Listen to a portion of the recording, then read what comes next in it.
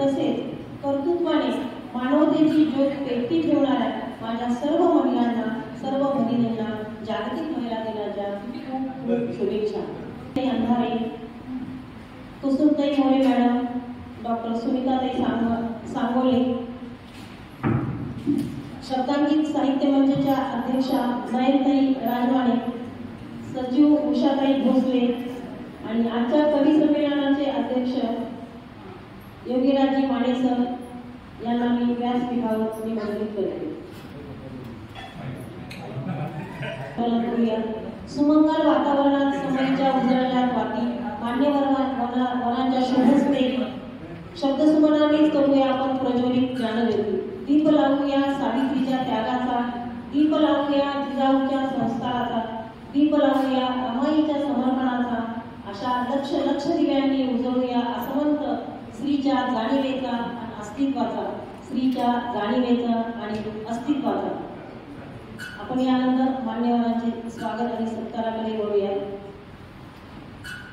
आपल्या काय माननीय सुमतीताई जगताप यांचं स्वागत करते. उषाताई भोसले, शाल मुके आणि ऐसा भी क्या हो सकता है हे देऊन आपण त्यांचं स्वागत करूया. सुमतीताई जगताप या नारी प्रबोधन मंचच्या अध्यक्षा आहेत. 40 वर्षापासून स्थापित असलेल्या त्या नारी प्रबोधन मंचचा काम करत आहेत. त्या एक उत्तम शिक्षिका आहेत. स्वागत करूया. प्रमुख पाहुण्या शिक्षणाधिकारी माननीय तृप्तीताई अंधारे मॅडम यांचं स्वागत करतील. शब्दांकित साहित्य मंचाच्या संस्थापक अध्यक्षा डॉक्टर नयनताई राजवाणी, साहित्य नयन मॅडम.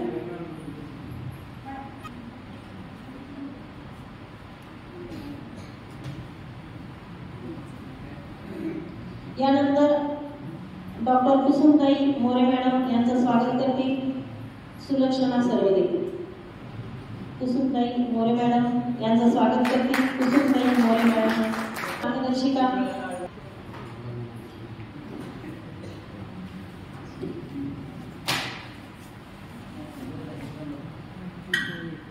यानंतर प्राध्यापक डॉक्टर सुनीताताई सांगोले,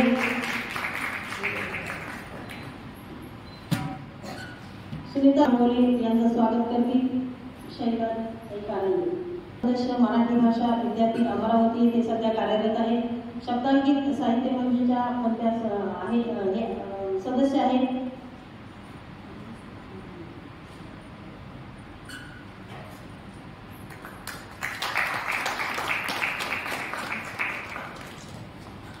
अमरावती विद्यापीठामध्ये त्या सदस्य योगीराजे माने सर यांचं स्वागत होईल. त्यांच्या स्वागतासाठी मी निमंत्रित करते सुनीता मोरे यांना. सुनीता मोरे यांनी त्यांचं स्वागत करावे.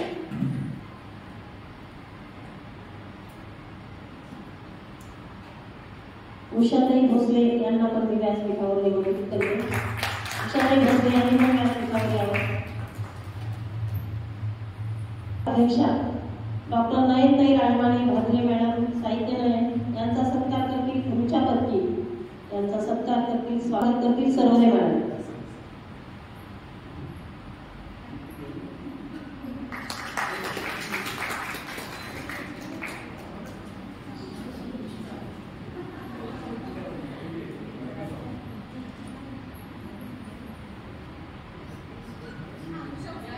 उषाताई भोसले यांचं स्वागत करतील सर्वदे मॅडम. तू एक ऋणझुलत स्वप्न आहेस, कधी नाजूक कधी अल्लड.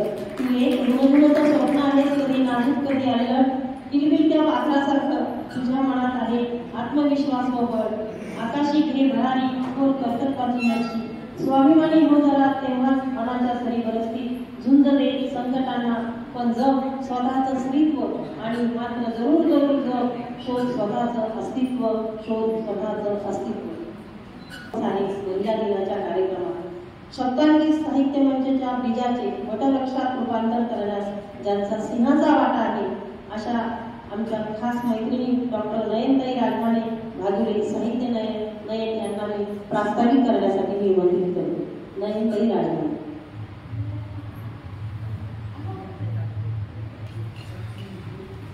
सर्वांना प्रणाम. जागतिक महिला दिनाच्या निमित्ताने आपण आज कार्यक्रमाचं आयोजन केलेलं असलं तरी सुद्धा आम्ही समानतेने जगणाऱ्या महिला आहोत.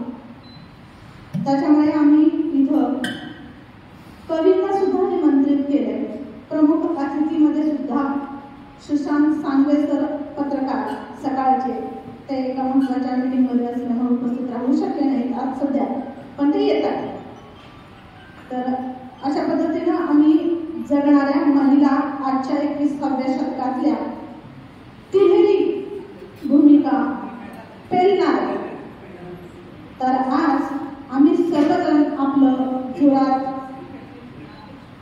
स्वागत करत आहोत.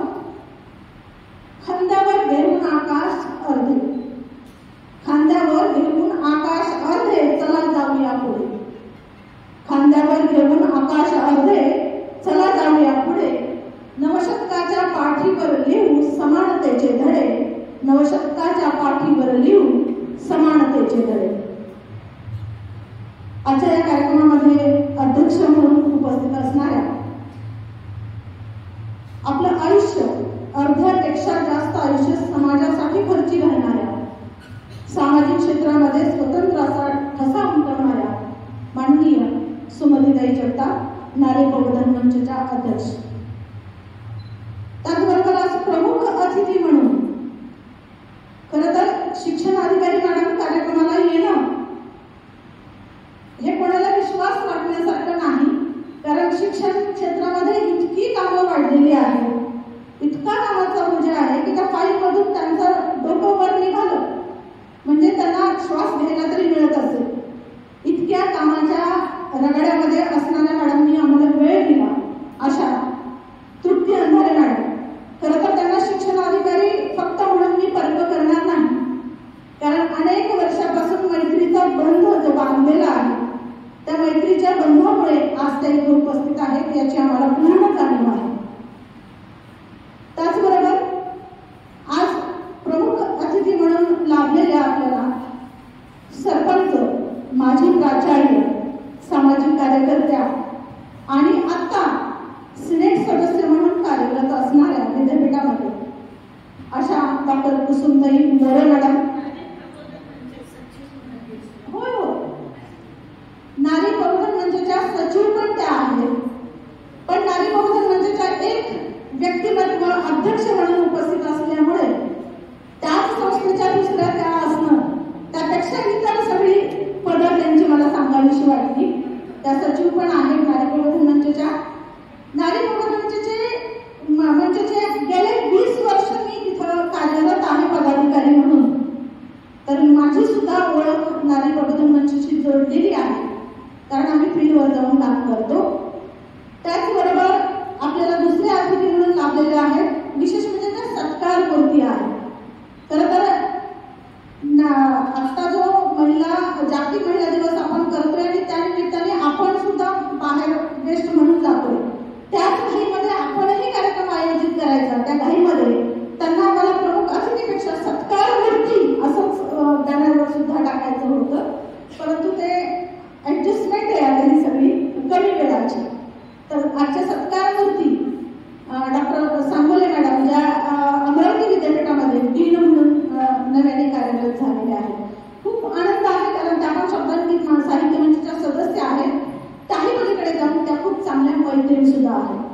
तर त्यांच्याच आत्मीयतेमुळे हे जे सभागृह आहे हे सुद्धा आपल्याला उपलब्ध झालेलं आहे आणि अनेक वेळा ते उपलब्ध होतं. तर असं हे व्यक्तिमत्व, एका मैत्रिणीचं एखाद्या मोठ्या पदावरती नियुक्ती होणं हे आमच्या सर्वांसाठी खूप आनंदाची गोष्ट आहे. त्यामुळे पुन्हा एकदा त्यांचं हार्दिक अभिनंदन करते. आजच्या कवी संमेलनाचे अध्यक्ष, ज्यांना महाराष्ट्रामध्ये ज्यांची स्वतंत्र अशी ओळख आहे, त्यांनी जर एकदा कविता म्हणायला घेतल्या तर ते इतक्या कमी वेळामध्ये समोरच्या कवींचं म्हणा किंवा श्रोत्यांचं म्हणा हृदय जिंकतात असे योगीराज माने सर. त्याचबरोबर आजच्याच नाही तर शब्दांकितच्या सखी मंचच्या सचिव उषाताई भोसले, आपण सर्व शब्दांकित साहित्य मंचाचे सदस्य आणि ज्येष्ठ सर्व कवी मित्र, खरं तर आजच्या या कार्यक्रमाचं आयोजन खूप कमी कालावधीमध्ये आम्ही केलेलं आहे आणि फक्त उद्देश हा होता की आपण सर्वांनी मिळून एकत्र येणं आणि बाकी एखाद्या कार्यक्रमाचं आयोजन करायचं तर बाकी उपलब्धता पण आपल्याला असली पाहिजे. तर ती जेव्हा होते तेव्हा तो कार्यक्रम एक पाऊल पुढे सरकतो. खरं तर या सगळ्या आयोजनामध्ये अत्यंत महत्त्वाची भूमिका पार पाडण्यासाठी मदतीला असणाऱ्या सर्वदे मॅडम, त्यांनी सुद्धा खूप मोठी जबाबदारी या कार्यक्रमाची पेललेली आहे. सर्वांना निमंत्रण देण्याचं काम मी त्यांच्याकडे दिलं होतं आणि त्यांनी ते खूप चांगल्या पद्धतीने पार पाडलं. तर अशा पद्धतीने आपण आज कार्यक्रम आयोजित केलेला आहे. खरं तर अनेक वेळा असं म्हटलं जातं की महिला दिन साजरा करणं म्हणजे स्त्रीमुक्ती, आणि स्त्रीमुक्तीचा खरा अर्थ काय? आम्हाला कोणापासूनही मुक्ती नको आहे, आम्हाला सहजीवन जगायचे सोबत सोबत. स्त्री आणि पुरुष यांनी सोबत चालायचे, ना त्यांच्या पाठीमागे 2 पावलं आम्हाला मागे राहायचे, ना 2 पावलं पुढे जायचे. हा आमच्या आत्ताच्या 21व्या शतकातल्या महिलांचा विचार आहे की आम्हाला सोबत चालायचे, सोबत जगायचे. तुम्ही जसे माणूस आहात तसे आम्ही सुद्धा माणूस आहोत आणि त्याच पद्धतीने आम्हाला जीवन जगायचंय. हाच केवळ आमच्या दृष्टीने स्त्रीमुक्तीचा अर्थ आहे किंवा महिला दिन साजरा करण्याचा अर्थ आहे. महिला दिन साजरा करावाच लागू नये अशाच मताची मी तरी आहे. रोजचा दिवस हा सहजीवनाचा आणि सोबतचा असावा, समानतेचा असावा. ज्या पद्धतीने सावित्रीबाई फुले आणि ज्योतिबा फुले यांनी विचारांचं बीजारोपण केलं, 12व्या शतकात महात्मा बसवेश्वरांनी बीजारोपण केलं, किंवा त्याच दरम्यान 18व्या शतकामध्ये ताराबाई शिंदेंनी बीजारोपण केलं, स्त्री पुरुष समानता अशा प्रकारचा निबंधाचं लेखन करून कुठेतरी एखादी महिला सुरतमध्ये विजयालक्ष्मी नावाची एक महिला जी ब्राह्मण असते आणि ती विधवा असते, ते विधवा महिलेला होतं आणि म्हणून समाज तिला दोष देतो. एका महिलेला मूल होणं म्हणजे फक्त तिचा एकटीचा दोष आहे का? याच्यावरती त्यांनी मंथन केलं. का दोष दिला जातो एका महिलेलाच? कुठलीही घटना घडल्यानंतर महिलेलाच दोषी का ठरवलं जातं? याच्यावरती त्यांनी विचार मांडला. त्यांच्या विचारामध्ये ती प्रोसेस सुरू झाली, ती प्रक्रिया सुरू झाली की का असं समाज असा का आहे की महिलेलाच नेहमी दोष देतो, तिचं काहीतरी चुकतं असं समाजाला नेहमी का वाटतं? पुरुष चुकत नाहीत का? असा त्या परखड सवाल विचारतात आणि त्या उदाहरण देतात की जर पुरुष चुकत नाही तर मग सगळ्या जन्ममध्ये पुरुषांची संख्या जास्त का आहे? असं ताराबाई शिंदे 18व्या शतकामध्ये विचारतात. खरं तर सलामच केला पाहिजे अशा महिलेला की ज्यावेळी आजूबाजूचा तसा परिवेश नसतो, तसा परिवेश नसतो. आज आम्ही जर एवढ्या धाडसाने काही वक्तव्य करत असू मंचावरून तर आमच्या आजूबाजूला खूप चांगलं वातावरण आहे. आता बदललंय वातावरण, अगदीच 90% किंवा 100% बदललेलं नसलं तरी 50% पेक्षा जास्त वातावरण आता बदललेलं आहे आणि म्हणूनच इथं महिला बसलेल्या आपल्याला दिसतात. नाहीतर या बाजूला महिला दिसणं काय अवस्था होती हे सगळ्यांना माहिती, मला त्या याच्यामध्ये पुन्हा जायचं नाही. परंतु अशा ताराबाईंची आठवण काढल्याशिवाय आजचा दिवस साजरा करणं शक्य नाही. आणि म्हणून मला असं वाटतं की आजच्या या विचारांनाच पुन्हा एकदा, म्हणून आम्ही थोडंसं विचारांना आपल्याला दिशा देण्यासाठी की सद्यस्थितीत महिलांची भूमिका काय असली पाहिजे हे आम्हाला इथं अधोरेखित करायचंय. की आज जर महिला स्वतःचा विचार व्यक्त करू इच्छित असतील किंवा एखाद्या दिशेला मार्गक्रमण करू इच्छित असतील तर या मान्यवरांच्या विचारांची त्याला जोड मिळावी. आणि इथं जे पण ऐकणारे श्रोते आहेत त्यांना सुद्धा आपल्या घरातल्या महिलांचे विचार कसे असले पाहिजे, कोणत्या दिशेने त्यांनी गेलं पाहिजे याची थोडी एक झलक मिळावी. सर्वांना सर्व कळतं हे मान्यच आहे, परंतु तरी सुद्धा मान्यवरांच्या विचारांनी आपल्या विचारामध्ये परिवर्तन होतच असतं आणि म्हणूनच अशा कार्यक्रमांचा भाग घातला जातो. एवढंच बोलते आणि अनेक अनेक शुभेच्छा देऊन थांबते. धन्यवाद. सुसंवाद साधणार आहे मी माननीय डॉक्टर सुनीताताई सांगोले यांना निमंत्रित करते की त्यांनी आपलं मनोगत व्यक्त करावं.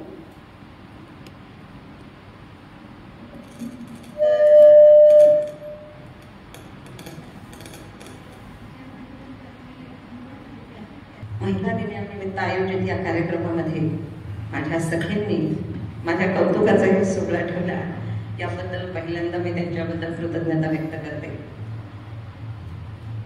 व्यासपीठावरती उपस्थित असलेले सर्व सन्माननीय आदरणीय Sumatitai Jagtap madam, doctor Kusumtai More madam, शिक्षण अधिकारी तृप्ती अंधारे मॅडम, शब्दांकितचे अध्यक्ष डॉक्टर नयन राजमाने मॅडम, सचिव भोसले मॅडम आणि ज्येष्ठ कवी आणि नेहमीच कोणत्याही साहित्यिक उपक्रमांना पाठबळ देणारे कवी योगीराज माने सर.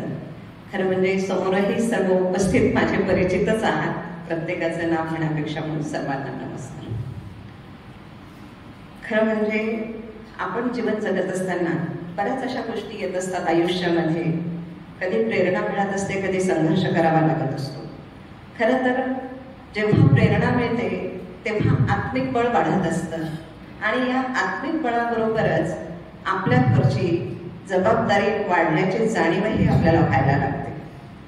या महाविद्यालयामध्येच खरं तर माझं दयानंदमध्ये शिक्षण झालं आणि पुढे इथेच प्राध्यापिका म्हणून कार्यरत, मराठी विभाग प्रमुख म्हणून कार्यरत हा प्रवास करत असतानाच अनेक विद्यापीठाच्या आणि शासनाच्या अनेक चांगल्या समित्यांवरती काम करण्याची मला संधी मिळाली.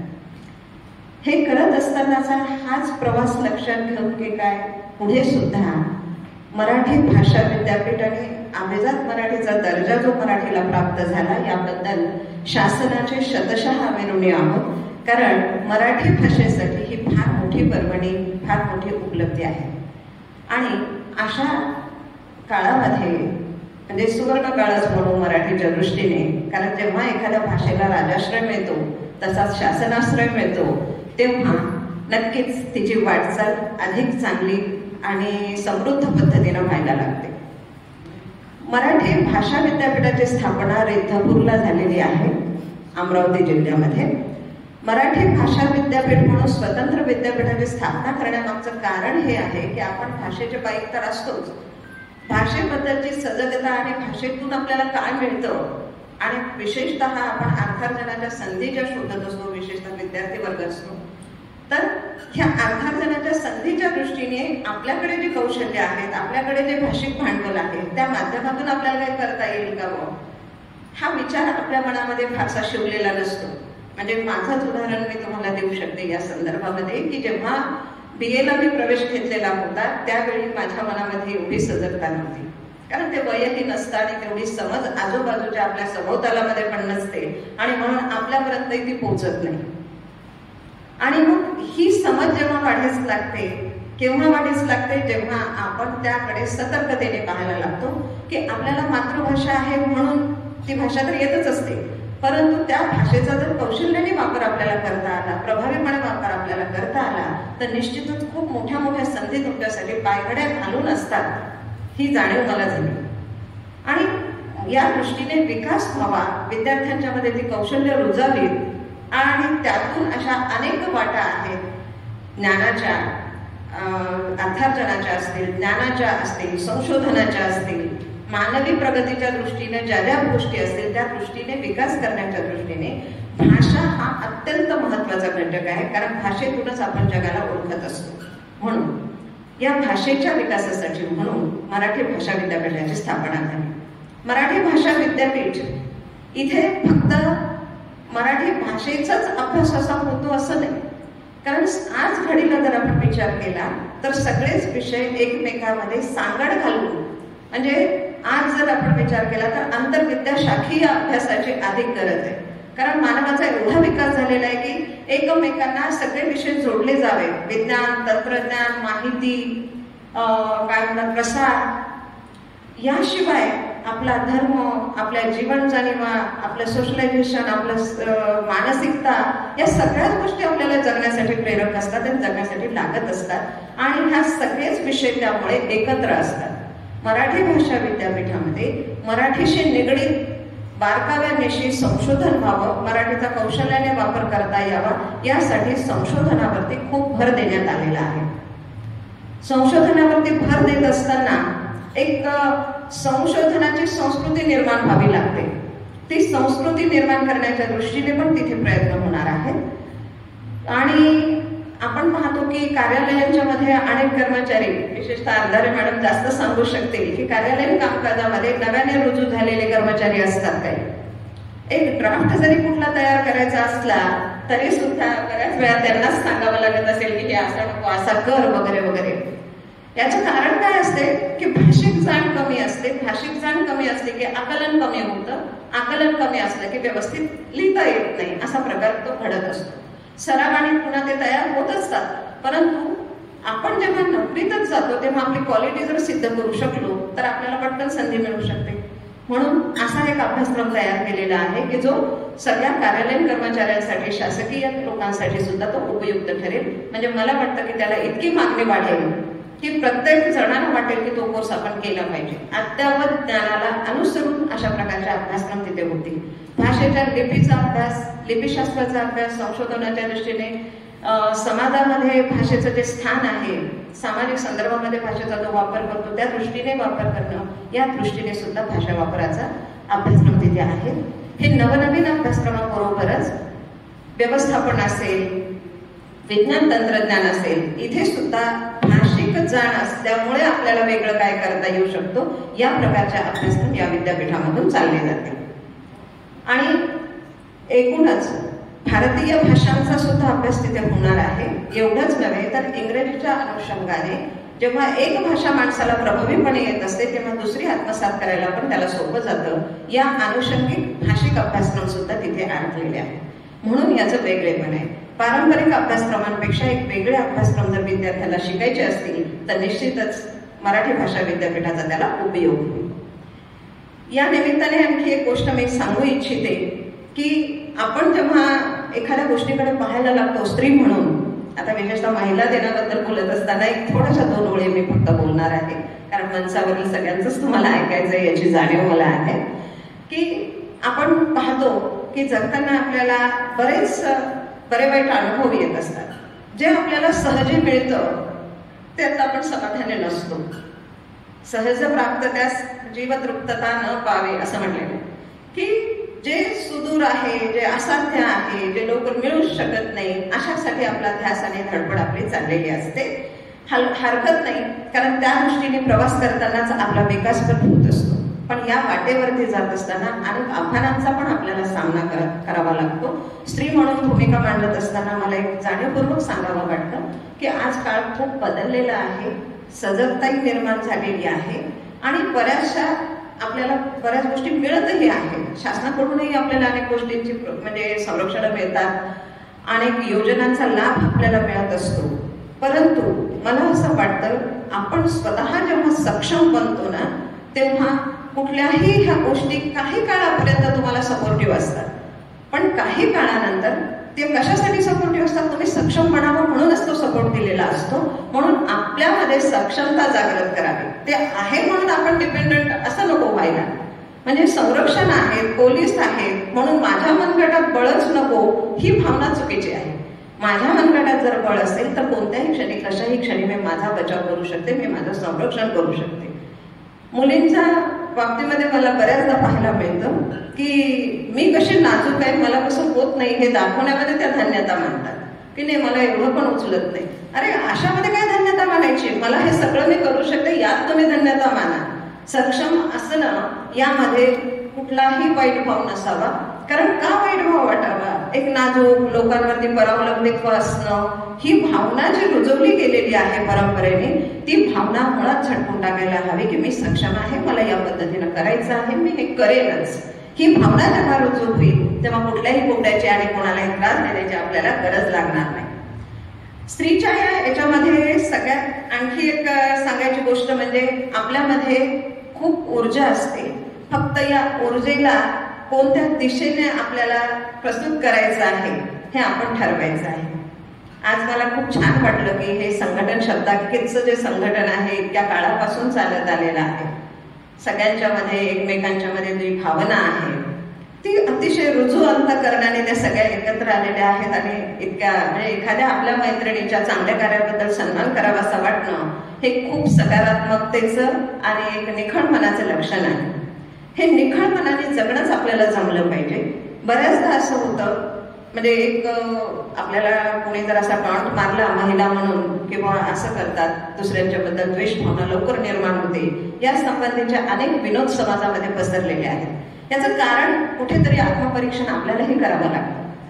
कारण ही भावना आपल्याला समूळ नष्ट करायची असेल तर ती आपल्यापासूनच आपल्याला सुरुवात करावी लागते, तर ही भावना समूळ नष्ट होऊ शकते, अन्यथा नाही. मग याच्यासाठी काय करायचं? फक्त उपदेशाचे डोसच नव्हे तर आपल्याला जसं वाटतं तसं आपल्याला जगता आलं पाहिजे, एवढंच भान आपण ठेवलं पाहिजे. रडावं वाटलं तर रडता आलं पाहिजे, हसावं वाटलं तर हसता आलं पाहिजे. किमान एवढं स्वातंत्र्य उपभोगता आलं की बाकीची स्वातंत्र्य आपोआप येतं. आपण रडायच्या वेळेस रडतही नाही, हसायच्या वेळेस निखळ हसतही नाही. असं जर आपण करत असू तर आपल्याला कुठलंच काही करणं शक्य होणार नाही. हे साधं गणित आहे. आणि कोणाच्या तरी वाट्याला कोणतं तरी दुःख आलं तर तिच्या मदतीला जाणं, आपला आवाज ओळखायचा आणि कोणा मैत्रिणीच्या मदतीला आपल्याला जावंसं वाटलं तर जरूर जायचं, की ते केल्यानंतर मला काय होईल, पुढचं काय होईल, ही भावना जर आपल्या मनामध्ये आली तर आपण आपल्या भूमिकेला न्याय देऊ शकलो नाही असंच मला वाटतं. मग सजगता असली पाहिजे, मोकळे असपणा असला पाहिजे, आपोआप सहजी जगलो आपण आणि ह्या भान याचं राहिलं की आत्मविश्वास नक्कीच आपल्याकडे येतो. आणि म्हणून अशा प्रकारचं जगणं माझ्या मैत्रिणीने जगावं, अशाच मी आजच्या दिवशी शुभेच्छा देते. तशी आव्हानं पुष्कळ आहेत, पण त्यावरती आहेत आता बोलायला, त्या क्षेत्रातल्या अनुभवी व्यक्ती आपल्या समोर आहेत, म्हणून त्या अनुषंगिक मी फारसं बोलत नाही. आपण या ठिकाणी मला जो कौतुक केलं त्याबद्दलही मी आभारी आहे आणि तुम्ही सर्वांनी माझं ऐकलं त्याबद्दल आपलेही आभार. धन्यवाद. धन्यवाद मॅडम. खरोखर श्री माननीय डॉक्टर कुसुमताई मोरे, कुसुमताई मोरे यांना मी विनंती करते. महिला दिनाच्या कार्यक्रमाच्या अध्यक्षा, आणि मी अभिमानाने प्रत्येक कार्यक्रमात सांगते ते माझ्या विद्यार्थी दशेतल्या मला डायरेक्ट ज्यांनी मार्गदर्शन केलं 8वी पासून 10वी पर्यंतच्या आणि नारी प्रबोधन मंचच्या अध्यक्षा अशा सुमतीताई जगताप, व्यासपीठावर उपस्थित असलेल्या शिक्षण अधिकारी की ज्या स्वतः शिक्षिका असल्यापासून माझ्या कुटुंबाशी संबंधित आहेत आणि आमची खूप जवळची मैत्री आहे अशा तृप्तीताई आमदारे मॅडम, त्याचबरोबर व्यासपीठावर उपस्थित असलेले आणि सगळ्यांना परिचित असलेलं नाव म्हणजे योगीराज माने सर, त्याचबरोबर व्यासपीठावर उपस्थित असलेल्या या दयानंद महाविद्यालयाच्या, मला इथेही अभिमानाने सांगावं वाटतं की दयानंद महाविद्यालयात माझी 4थी पिढी शिकते आहे. आम्ही दोघं, आमची मुलं, त्यांची मुलं, आता त्या आशा सांगोले मॅडम आणि त्या व्यासपीठावर उपस्थित असलेल्या अतिशय सुंदर असा मिलाप घालून या कार्यक्रमाचं आयोजन करणाऱ्या शब्दांकित साहित्य मंचच्या संस्थापक अध्यक्षा नयनताई, कारण हा सगळ्या शब्दांकितचा जो काही प्रपंच चालू आहे ना तो माझ्या साक्षीने चालू आहे असं मला वाटतं सगळ्यांना माहीत आहे. आणि मलाही अभिमान वाटतो की मी साहित्यिक नाही, मी कवयित्री नाही, पण मी श्रोता खूप चांगली आहे. मला कुठेही हे कार्यक्रम ऐकायला जावं वाटतं आणि मी जाते. म्हणून त्यांनी आज सुंदर मिलाप घातलेला आहे, समन्वय साधलेला आहे की कवी संमेलन आणि जागतिक महिला दिनाचा एक अतिशय ज्वलंत असा विषय देऊन त्या कार्यक्रमाचं आयोजन केलेलं आहे. त्याचबरोबर हरहुन्नरी असणाऱ्या, ताबडतोबीनं तिथल्या तिथं साहित्य निर्माण करणाऱ्या आणि त्याही ज्वलंत विषयावर सासू सोना एक नात्याची कुंभर अशा उषाताई भोसले, त्यांचाही माझा संपर्क आहे. कारण त्यांचं मिस्टर शिक्षण जिल्हा परिषदेमध्ये असल्यापासूनचा आमच्या घराचा संबंध आहे. आणि तुम्ही सर्वजण मला वाटतं कवयित्री म्हणून तर तुम्ही सगळ्या मला व्यक्तिशा माहीत आहात. त्याचबरोबर हे आमचे बांधव सुद्धा, म्हणजे कवी बांधव आणि भगिनींनो, आज या जागतिक महिला दिनाचा जो विषय ठेवलेला आहे तर तो विषय सद्यस्थिती, महिलांची भूमिका. मला वाटतं मी राज्यशास्त्राचे आहे, लोकप्रशासन हा विषय आहे माझा, तर सद्यस्थिती हे नयन राजमानेंना असं वाटलं असेल की सद्यस्थिती काय आहे आणि आपल्याला याच्यावर कुसुमताईला बोलायला सांगावं. तर ही सद्यस्थिती म्हणजे आज आपण विज्ञान, तंत्रज्ञान आणि जग माझ्या मुठीत अशा कालखंडामध्ये जगत आहोत. म्हणजे अशा एका कालखंडात आपण आहोत की आज सगळं काही माझ्या हातात आहे. मी माझ्या हातातल्या तंत्रज्ञानातून आज जगात काहीच घडामोडी चाललेल्या आहेत. आता या क्षणाला काय होत आहे, कोणता देश कुठं आणि कोण काय करत आहे, कुणावर आक्रमण होत आहे आणि कोण कुणाचा समझोता करत आहे आणि कुठल्या देशाची आज सरशी आहे, हे सगळं आपण त्या बुद्धीतल्या आपल्या यंत्रावर म्हणजे अशा तंत्रज्ञानाच्या युगामध्ये आपण आहोत. आणि त्याच्यामध्ये महिलांची भूमिका मला वाटतं विषय सुद्धा नेतांनी हा असा जोडून घेतलेला आहे की याच्यामध्ये चालायचं आहे. आणि आता सांगोले मॅडमने सांगितले की आम्ही याच्यामध्ये चालतो आहोत, नयनताईंनी सांगितले की आम्हाला बरोबरीनं चालायचं आहे आणि आम्ही बरोबरीच्या मांडणाऱ्या आणि प्रत्यक्ष अंमलबजावणीत आणणाऱ्या. मग हे बरोबरीचं मांडणं आजच्या स्थितीमध्ये कुणाला बरोबर मानायचं आहे? कारण आज सगळ्यात पहिल्यांदा महत्वाचा प्रश्न आहे तो या तंत्रज्ञान युगामध्ये की एकूण महिला ही ज्या दिवसाची सुरुवातच, ज्या घराची सुरुवातच, ज्या दैनंदिन कामाची सुरुवातच आपल्या पासून महिलांच्या पासून होते आणि मग ह्या महिला दिवस रात्र जे काही कामं करतात तर त्याच्यामधली ही जी भूमिका आहे आणि ही भूमिका आम्ही घेऊन समानतेनं समान हा एक धागा आम्ही पकडलेला आहे आणि त्याच्यामध्ये आम्ही काम करतो आहोत असं नयनताईचं म्हणणं आहे. आणि संशोधनाच्या क्षेत्रामध्ये सुद्धा की आम्ही सगळेजण एकत्रितरित्या कुठल्याही विषयाचं संशोधन करू शकतो आणि कुठल्याही विषयामध्ये आज तर आपल्याला या सगळ्या जागतिक ग्लोबलायझेशनमध्ये कुठलाही विषय कॉलेजपासून शिकता येणार आहे. तो आपण कॉमर्सचा शिकू, विज्ञानाचा शिकू, तंत्रज्ञानाचा शिकू, IT शिकू, अशी सुविधा आजच्या या क्षेत्रामध्ये शिक्षणाच्या क्षेत्रामध्ये आपल्याला निर्माण करून देण्यात आलेली आहे. आणि तो अभ्यासक्रम आता जून पासून सुरू होतो आहे. म्हणजे मला फक्त आर्ट्सचा विषय शिकायचा नाही, कॉमर्स शिकता येईल, सायन्स शिकता येईल, मला एखादा इंजिनिअरिंगचा विषय सुद्धा शिकता येईल, कृषीचा सुद्धा शिकता येईल. एवढी सगळी सुविधा आजच्या या शिक्षण क्षेत्राने आपल्याला दिलेली आहे. आणि या सगळ्यांच्या मध्ये जर आपली भूमिका काय असेल तर मला असं वाटतं की आपल्या समोरची भूमिका म्हणून जर आपल्याला लक्षात घ्यायची असेल तर ती अतिशय महत्वाची एक गोष्ट आहे की आता केवळ आर्थिक समानता मागून चालणार नाही, सामाजिक समानता मागून चालणार नाही आणि शैक्षणिक समानता मागून म्हणून चालणार नाही, राजकीय समानता सुद्धा म्हणून चालणार नाही. तर तिथं प्रत्येकीला धडपडून प्रयत्न करून आणि त्या क्षेत्रापर्यंत जाण्याची संधी आपण स्वतः मिळवून घ्यावी लागेल. ही खरी आज काळाची गरज आहे असं मला वाटतं.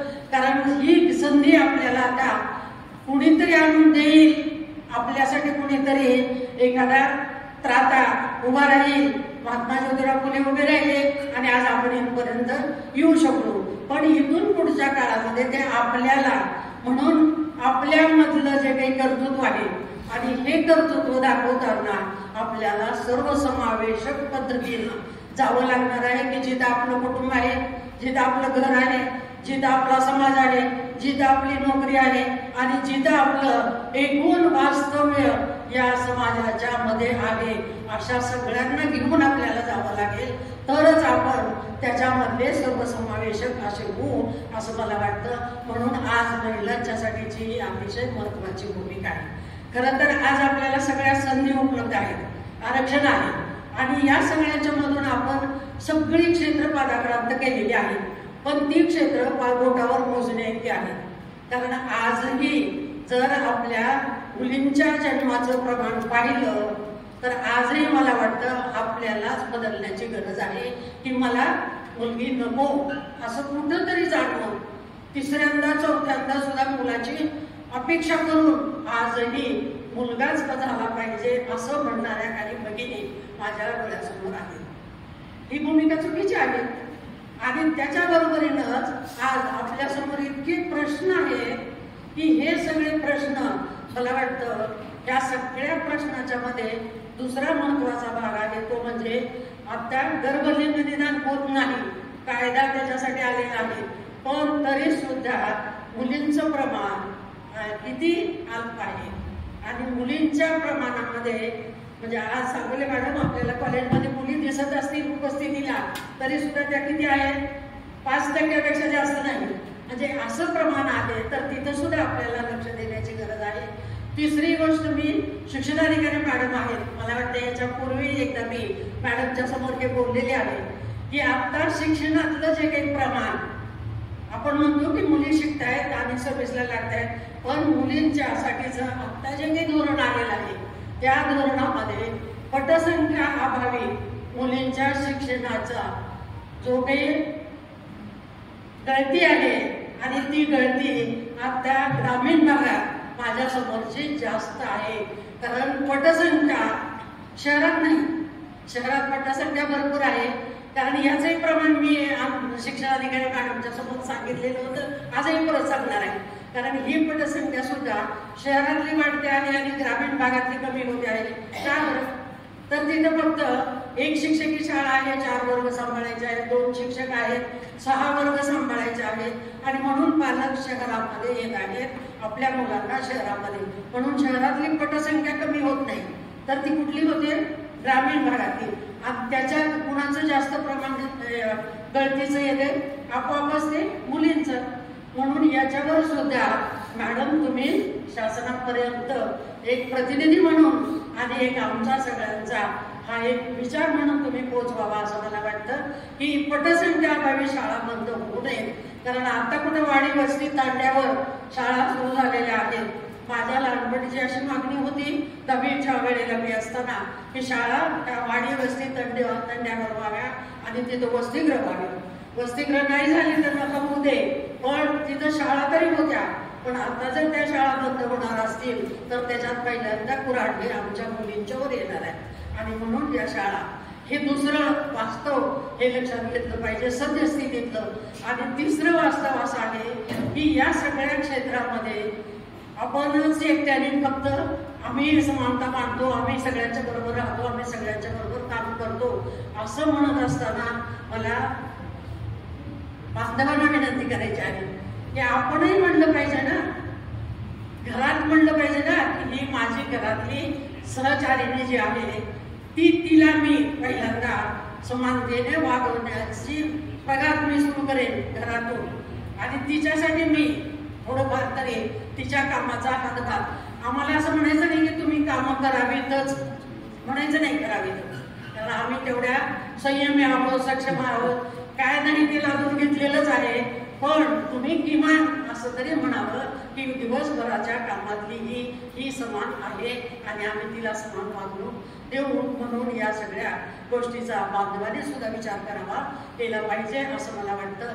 आणि आजच्या पुढच्या सत्रासाठी त्यांना आता खरं तर काय ऐकायचं आहे आपल्याला या सगळ्या कवींच्या कविता ऐकायच्या आहेत कारण ही भाषणं आता सगळ्यांना पाठ झालेली आहेत माहीत झालेली आहेत पण तरी सुद्धा औचित्य काही असतंच काही दिनाचं तसं या 8 मार्च महिला दिनाचं औचित्य या शब्दांचे साहित्य मंचनं साधलेलं आहे आणि त्याच्यामध्ये हे पुढचं कवी संमेलन आपल्याला ऐकायचं आहे. मलाही बऱ्याच दिवसानंतर वाघमारे सरांना ऐकायचं आहे माने सरांना ऐकायचं आहे. माझ्या जयक्रांती कॉलेजमध्ये मी त्यांना पहिल्यांदा बोलावलं होतं आणि मी एवढे भारावून गेले होते पण पुन्हा ऐकायला मिळालेलं नाही तर ते आज ऐकण्याची संधी आहे. मी माझा या शब्दांचे साहित्य मंचने जो काही सन्मान केला त्या आणि मला इथं बोलावलं बोलण्याची संधी उपलब्ध करून दिली त्याबद्दल मी त्यांचे खूप खूप आभार मानते धन्यवाद देते त्यांना आणि शुभेच्छा सुद्धा देते. तुम्हाला सगळ्यांना 8 मार्चच्या शुभेच्छा देऊन थांबते. जय हिंद जय महाराष्ट्र. धन्यवाद मुस्लिमताई विनंती करते की त्यांनी सुसंवाद शब्दांकित साहित्य मंच लातूर यांच्या वतीने आजचा 8 मार्च महिला दिनानिमित्तचा कार्यक्रम आणि कवी संमेलन या कार्यक्रमासाठी कार्यक्रमाच्या अध्यक्ष म्हणून असलेल्या स्मृतीताई जगताप ज्यांनी आता सुंदर मनोगत व्यक्त केलं त्या माझ्या ज्येष्ठ मैत्रीण आणि मार्गदर्शिका कुसुमताई त्यांनी मराठी भाषा विद्यापीठ त्या व्यवस्थापन परिषदेचे ज्या सदस्य आहेत आणि फार सुंदर त्यांनी त्या माध्यमातून विद्यापीठाचं काम आपल्यासमोर मांडलं. त्या सुविधा सांगोले मॅडम याचबरोबर हा कार्यक्रम ज्यांनी या ठिकाणी आयोजित केला आहे त्या माझ्या मैत्रीण नयन राजमाने, ज्येष्ठ या सगळ्या मैत्रिणी सोबत असलेले ज्येष्ठ मित्र पण आहेत योगीराज माने सर, जे कवितेमध्येही आम्हाला ज्येष्ठ आहेत, मार्गदर्शनातही ज्येष्ठ आहेत आणि ज्येष्ठ असले तरी मैत्री कायम आहे. अशांचे ज्येष्ठ मित्र योगीराज माने सर, भोसले मॅडम, शैलजा पुढे आहेत, दयानंद बिराजदार सर आहेत. सगळेच आपण खरं तर ओळखी आपल्या सगळ्यांच्याच आहेत. आपण सर्व मान्यवर समोर बसलेले आणि मला वाटतं बहुतांश सगळे कवीच आहोत.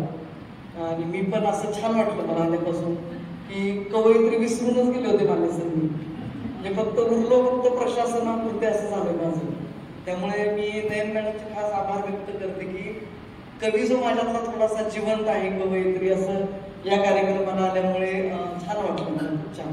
म्हणजे मी खूप गडबडीत होते, मला अजून एक कार्यक्रम आहे, पण आल्यानंतर जरा मी रिलॅक्स बसल्याने जरा गतस्मृतीत गेले की जेव्हा योगीराज माने सर, आम्ही इतके कवितेचे कार्यक्रम दिवस नाही रात्र नाही इकडे गेलोय तिकडे गेलोय आणि भरपूर कार्यक्रम आणि कवितेचा आस्वाद घेत आला. काही कविता लिहिताही आल्या, पण आता खरं तर ते थांबून गेले या सगळ्यामध्ये. पण मला आज या ठिकाणी या निमित्ताने बोलवलं त्यासाठी मी नयन मॅडमचे खास आभार व्यक्त करते. छान छोटे गाणी पण ज्याला आपण म्हणतो की जाणीव असलेला हा कार्यक्रम आहे. एकतर 8 मार्चचं औचित्य आहे महिला दिनाचं आणि प्लस कवी संमेलन आणि मला वाटतं आपल्या सांगवी मॅडमचा सत्कार मुली आजच्या त्या आहेत, तर त्यांचंही मी आपल्या सगळ्यांच्या वतीने अभिनंदन आणि कौतुक करते. एक छान संधी तुम्हाला मिळालेली आहे. कुसुमताईला मी जेव्हा सांगत होता की काय काय कोर्सेस येतील आणि काय काय मराठी भाषेच्या निमित्ताने आपल्याला करता येईल, तर सगळ्यांच्या वतीने एक सजेशन आपल्याला असं राहील की हे काही कोर्सेस ऑनलाईन पण करावे. म्हणजे आम्ही आमचं काम बघत काही एखादं मराठी भाषेच्या संबंधाने काही एखादा कोर्स करायची इच्छा असेल, एखादा शिक्षण घ्यायची इच्छा असेल तर ते घेता येईल. त्यामुळे हे एक आमची तुम्हाला विनंती राहील. जसं यशवंतराव चव्हाण मुक्त विद्यापीठ खूप कोर्सेस त्यांनी ऑनलाईन केले की आपण आपलं काम सांभाळून ते कोर्सेस करू शकतो. तर त्यामुळे त्यांनाही मी विनंती करते.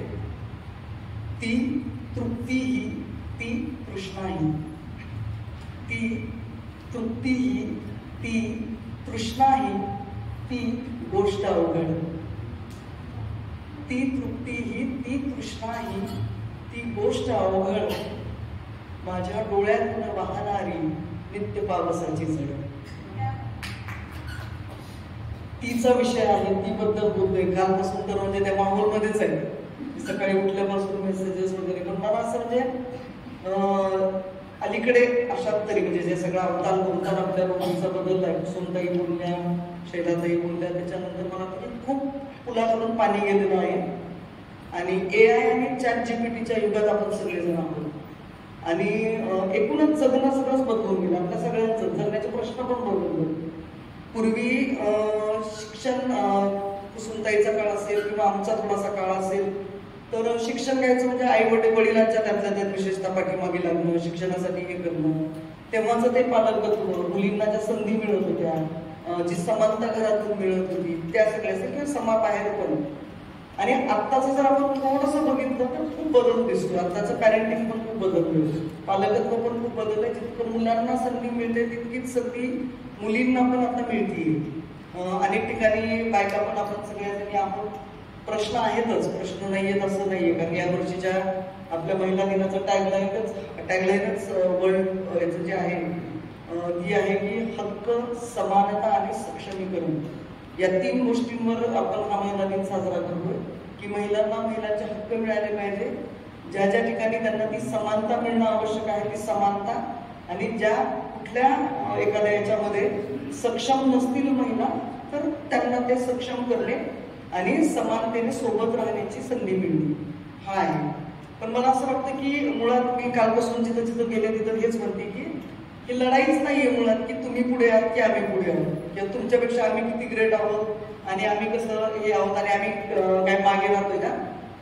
निसर्गतःच जितका पुरुष महत्वाचा आहे तितकी स्त्री महत्वाची आहे, जितकी स्त्री महत्वाची आहे तितकाच पुरुष महत्वाचा आहे. मी काल गाडीमध्ये आम्ही एका ठिकाणी असंच भाषण केलं आणि डोक्यात असा विचार आला. माझ्यासोबत जे सर होते मी त्यांना म्हटलं की आपण असं कधी कधी आलं महिला देखील खूप जोशमध्ये भाषण करत असतो की नाही आम्हाला हे पाहिजे ते पाहिजे. आपण असं थोड्या वेळ इमॅजिन करू की सगळे पुरुषच आहेत आणि बायकाच नाही आहेत जगात. काय होईल, सगळे पुरुषच आहेत. बाईच नको आहे ना आम्हाला. ताईंनी सांगितलं की महिलांचं प्रमाण खूप कमी आहे, नकोच आम्हाला, नाहीच जन्म घ्यायचा बायकांना, फक्त पुरुषच आहेत. काय होईल, वेडे होतील वेडे,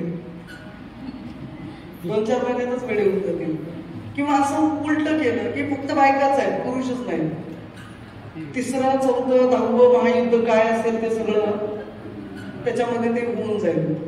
म्हणजे हे दोन्ही गोष्टी खूप महत्वाच्या आहेत. सोबत चालणं, सोबत घेऊन चालणं, आणि दोघांचेही प्रश्न सारखे आहेत, दोघांच्याही जगण्याच्या जाणीवा सारख्या आहेत.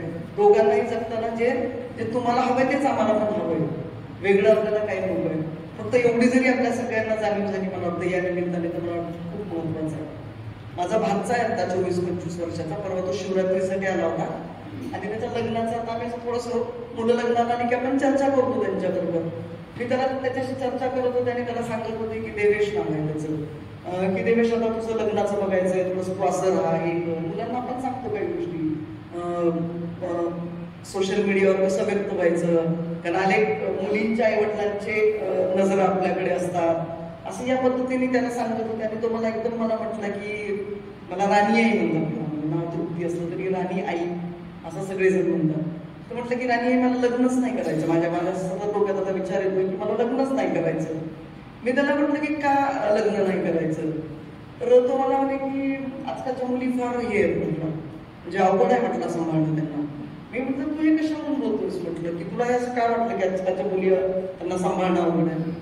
तर त्यांनी ते मानव शर्माचा एक आत्महत्याचा परवा एक व्हिडिओ आला, तो व्हिडिओ, आणि त्याच्या अगोदर एक जो त्यांनी मोठा एक व्हिडिओ केला आणि मोठं पत्र वगैरे केलं, नाव विसरले मी त्याचं.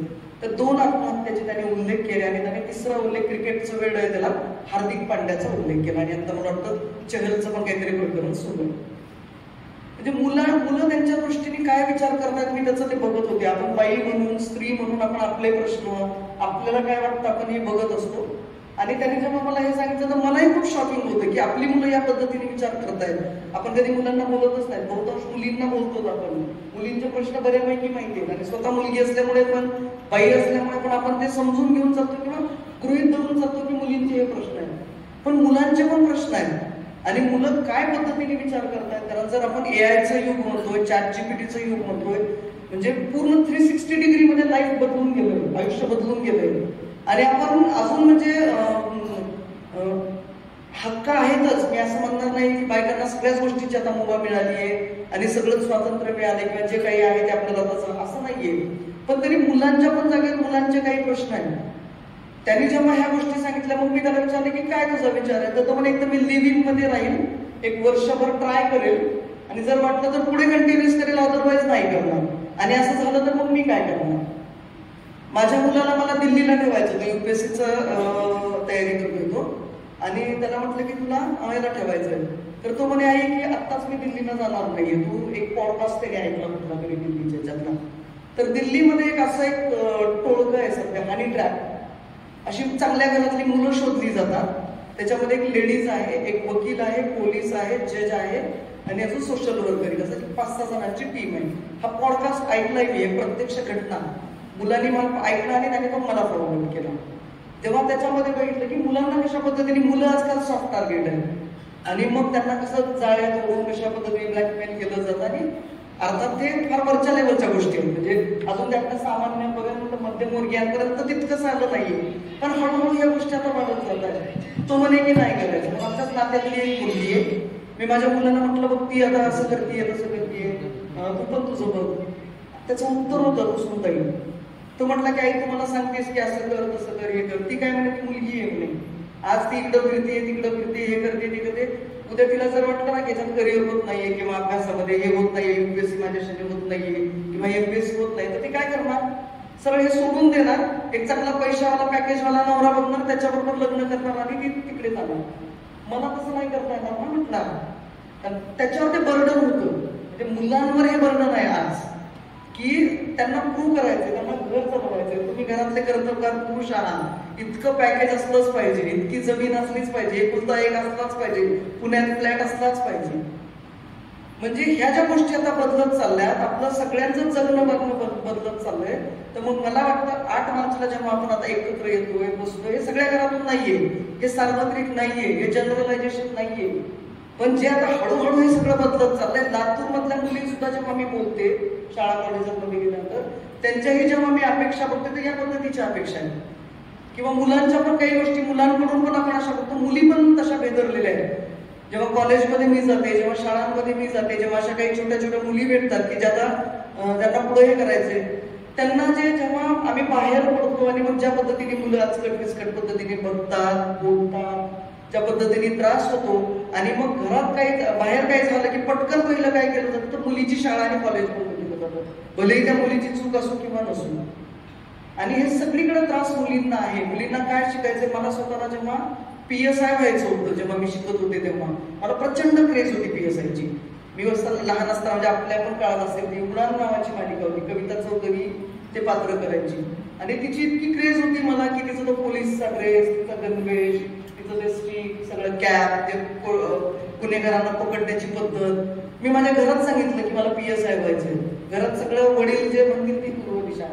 माझ्या वडिलांनी एका वाक्यात माझा विषय संपवला, DED करायचं, एका वाक्यात. आणि काय त्यांचं म्हणणं होतं की DED का करायचं, तर 2 साधे लॉजिक होते त्यांचे. पहिलं लॉजिक होतं की नवरा पटकन भेटतो, म्हणजे DED मुलगी आहे, शिक्षिका म्हणून लागणार आहे, स्थळ शोधायला अडचण नाहीये. आणि दुसरं लॉजिक होतं की 10 ते 4 ड्युटी करायची सेफ, नंतर आपलं घर, संसार, लेकरं बाळ बघत बसायचे. मला तेव्हा खूप वाईट वाटलं होतं वडिलांचं की मला त्याने PSI वगैरे. पण आज मी खरं त्यांची खूप कृतज्ञ आहे.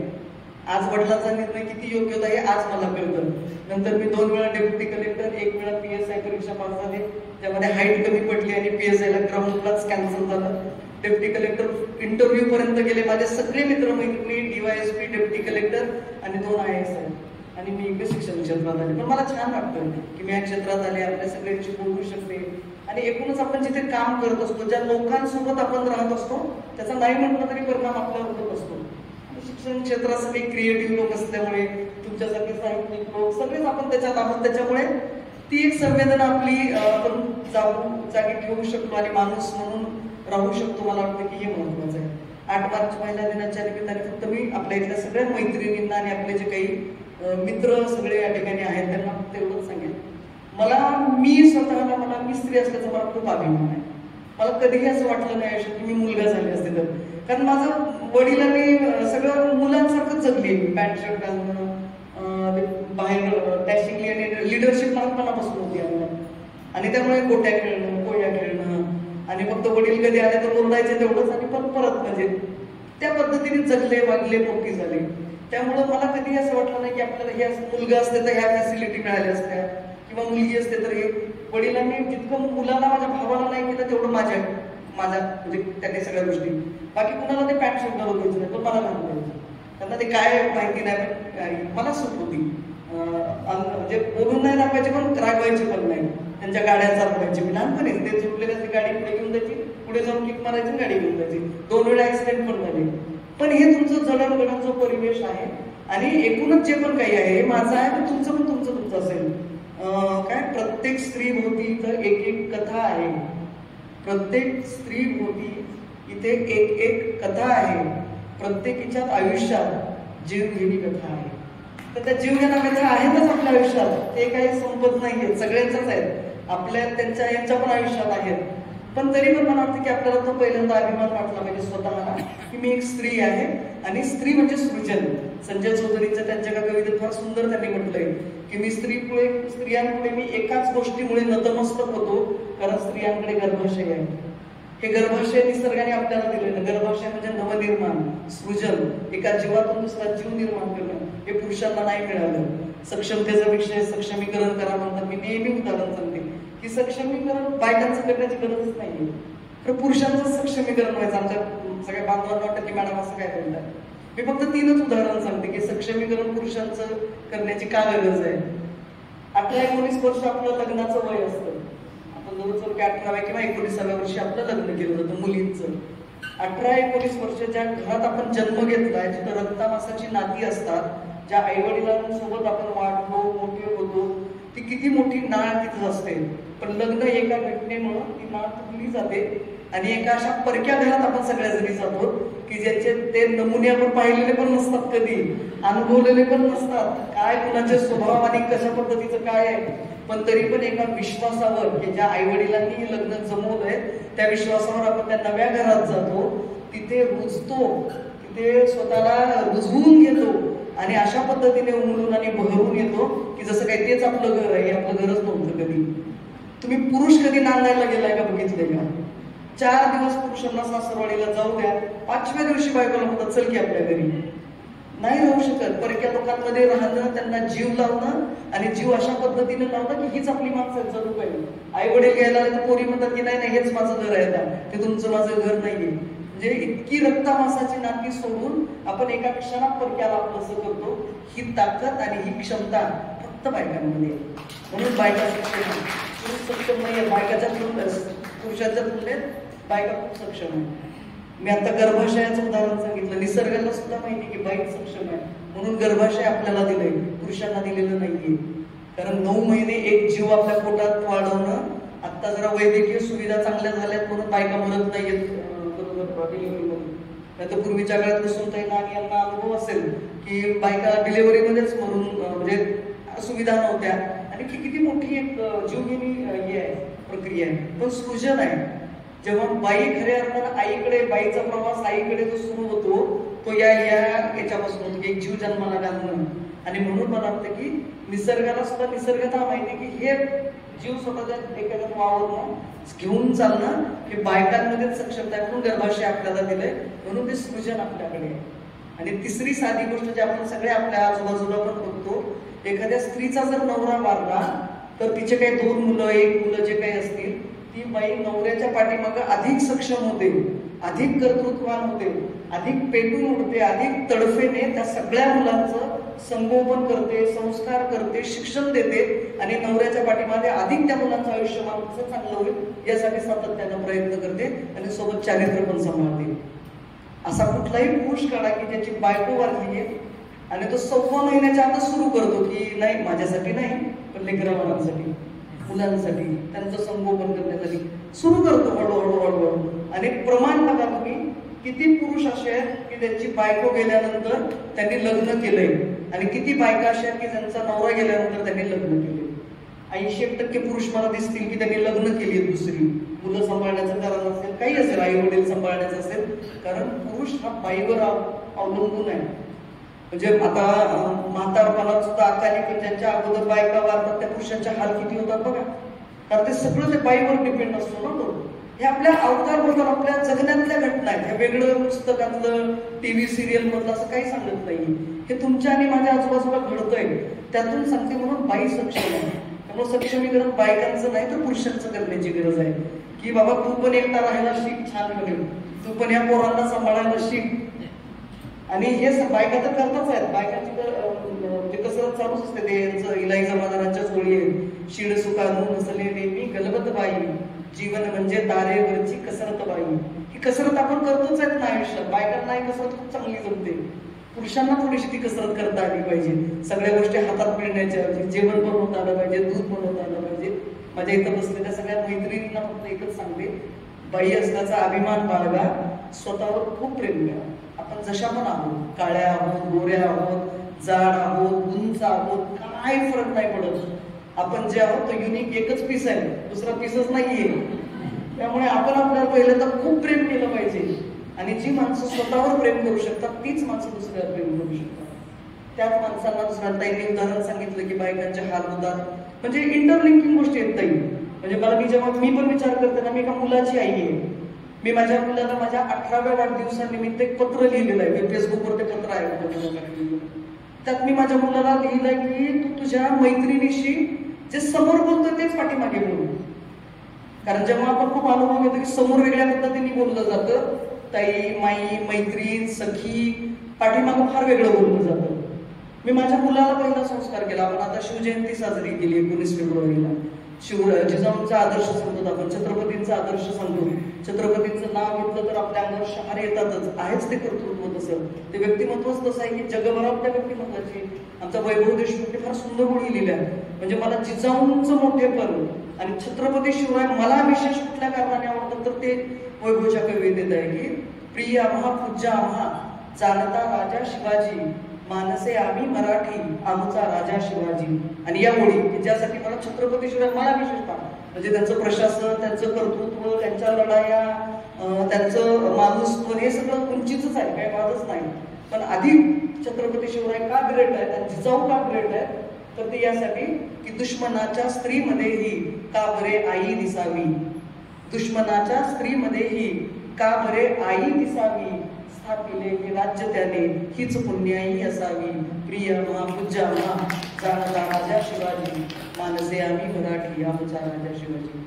आणि छत्रपती शिवरायांना नुसते हार घालणं, त्यांच्या जयंत्या साजऱ्या करणं यापेक्षा त्या जिजाऊने दिलेला धडा की आपल्या घरात आपण आपला छत्रपती घडवा, आपला शोभा घडवा की जो बाहेर पडल्यानंतर समाजातल्या प्रत्येक स्त्रीकडे आदराने बघेल, सन्मानाने बघेल आणि तिला तिचं जे संधी द्यायची आहे, तिची जी समानता द्यायची आहे, तिची जी सुरक्षितता आहे त्याच्यासाठी तो प्रयत्न करेल. आणि ज्या इथं बसलेल्यामध्ये जे पण पाठीमागे आमचे बंधू आहेत आणि आपण पण सगळ्यांनी ज्या मुलांच्या आया आहेत त्यांची जबाबदारी जास्त आहे. मुलींच्या आयांपेक्षा ज्यांना मुलं आहेत त्यांनी तुमच्या मुलांना तुम्ही सांगितलंच पाहिजे ह्या गोष्टी. मी माझ्या मुलाला सांगितलं की तू अशा पद्धतीने बघ, तू या पद्धतीने हे करू नको, कारण शेवटी ही जबाबदारी तुमची आणि माझीच आहे ना. समाज कोण बदलणार आहे? स्त्री पुरुष समानता आणायची, बायकांना पुढे घेऊन जातात ते पुरुष घडवूयात ना मग अगोदर. मग जो आपला मुलगा आहे, नवरा आहे, भाऊ आहे त्याला सांगूया, त्याचा अगोदर मानसिकता आपण बदलूया सगळेजण मिळून. आणि म्हणून मी माझ्या मुलापासून सुरुवात केली आणि माझ्या मुलाला मी सांगितलं की तू अशा पद्धतीने बघ. फेसबुकवर ते पत्र आहे माझ्या मुलाला मी लिहिलेलं. त्यामुळं या गोष्टी आपण सगळ्या जणींनी आपल्या याच्यात आणणं, ती सुरुवात आपल्यापासून करणं. शाळा बंद पडतात, शाळा इकडं आणल्या जातात किंवा मुलींना संधी नाही दिली जात. आज मला पण कधी कधी असं वाटतं की मी जरी आता इथून एवढं सगळं बोलतेय, आपलं कधी कधी काय असतं समाजात दाखवायचा चेहरा एक वेगळा असतो आणि आपण प्रत्यक्षात असतो खूप वेगळे. तर आपले दोन चेहरे असतात, एक चेहरे पे कई चेहरे लगाते हैं लोग, तर तो चेहरा उपयोगाचा नाहीये. मला कधी कधी असं वाटतं की मला मुलगा आहे, एकच मुलगा आहे, पण मी कधी कधी असं थँकफुल म्हणते की मला मुलगी नाहीये ताई. मला पण वाटतं की बोलते, भाषण करते, सगळ्यांना थोडं वाटत त्यांना मॅडम काय सुंदर बोलत आहेत, पण जेव्हा मी घरात बसते, जेव्हा विचार करते, मुलगी असते तर मला वाटतं की तिच्या सुरक्षिततेचा प्रश्न काय. आज आपण पेपर उघडून बघितले आणि ज्या घटना घडत आहेत, ज्या विकृत पद्धतीने सगळं चाललंय, बदलापूर असेल किंवा आता कुठलंही घ्या, रोज दोन चार घटना यायच्या. मुलींच्या सुरक्षिततेचं किती मोठं प्रश्न आता उभा राहिला आहे. आणि मला वाटतं ती सुरक्षितता भेदायची असेल, स्वतःला सुरक्षित करायचं असेल, स्वतःला सक्षम करायचं असेल तर आपण आयांनी आता आपल्या मुलींना सक्षम करणं पण आवश्यक आहे. मुलींना ते सगळे धडे देणं पण आवश्यक आहे. आमचा शब्बीर शेख नावाचा मित्र, त्याची सुंदर कविता आहे, त्याने फक्त लिहिली पण महाराष्ट्रावर ही कविता मी पोहोचवली. उंच आकाशी घे भरारी पिंजऱ्यातच आता फडफडू नको, ऐक मुली तुला सांगतो पेटून तू रडू नको. उंच आकाशी घे भरारी पिंजऱ्यातच आता फडफडू नको, ऐक मुली तुला सांगतो पेटून तू रडू नको. या जमान्यात दुर्योधनांच्या अवलादींची कमी नाही, या जमान्यात दुर्योधनांच्या अवलादींची कमी नाही. सोडवायला येईल कृष्ण कोणी याची काहीच हमी नाही. हात बांधले मर्दांनी मदतीसाठी ओरडू नको, ऐक मुली तुला सांगतो पेटून तू रडू नको. ज्या हातांनी गुलाब दिले त्याच हाती चाकू घेतात, ज्या हातांनी गुलाब दिले त्याच हाती चाकू घेतात. आजकालचे राजा मजनू क्षणात येथे टाकू होतात.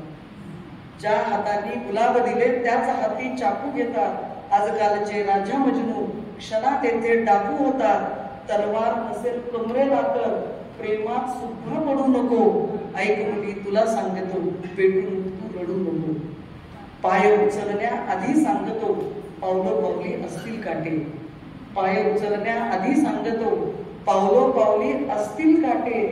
ब्युटी पार्लर जाऊ नको पण शिकून घे तू झिरो कराटे. पाय उचलण्या आधी सांगतो पावलं पावली असतील काटे. ब्युटी पार्लर जाऊ नको पण शिकून घे तू झिरो कराटे.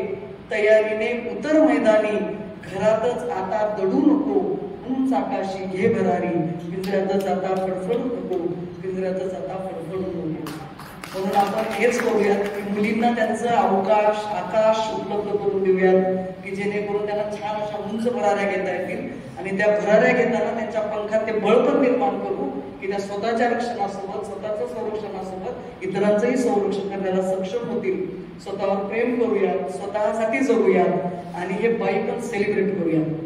हे बाई पण सेलिब्रेट करणं फार महत्वाचं आहे.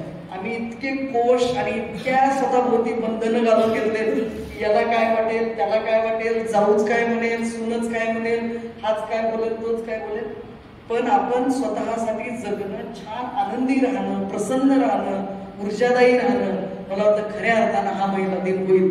महिलांनी स्वतःसाठी एवढं जरी केलं आणि स्वतःचं आरोग्य चांगल्या पद्धतीने सांभाळणं, शिळं खाऊ नका, HB वाढवा, व्यायाम करा, प्राणायाम करा, छान मस्त राहा, आवडीचे तुमचे छंद जोपासा, चांगले चित्रपट बघा. एक चांगला चित्रपट सांगते मी तुम्हाला. मी आता युट्यूबवर जर तुम्ही गेला तर चित्रपट आहे, आमच्या भावांनी पण बघावा, नाही माझ्या सगळ्या मैत्रिणींनी पण बघावा. मातृभूमी चित्रपटाचं नाव आहे आणि त्याची टॅगलाईन आहे द नेशन विदाउट वुमन. चित्रपट बघा, अप्रतिम चित्रपट आहे, अप्रतिम. मला वाटतं यांचा चित्रपट आहे, मनोज झा यांचा चित्रपट आहे तो, मनीष झा.